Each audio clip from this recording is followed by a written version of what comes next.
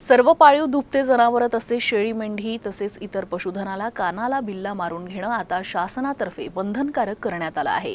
येत्या 1 जूनपासून याची अंमलबजावणी करता येणार आहे। कानातील बिल्ल्याशिवाय पशुधनाची खरेदी विक्री करता येणार नाही, तसेच बिल्ला नसल्यास कुठल्याही शासकीय योजनेचा लाभ मिळणार नाही, असं शासनानं स्पष्ट केलंय। सर्व शेतकरी आणि पशुपालकांकडे असलेल्या प्रत्येक लहान मोठ्या पशुधनास कानात बिल्ला असणं आता शासनानं बंधनकारक केलं आहे। कानातील बिल्ल्याशिवाय पशुधनास पशुवैद्यकीय दवाखान्यात कुठलीही सेवा किंवा नुकसान भरपाईची रक्कम देय होणार नाही।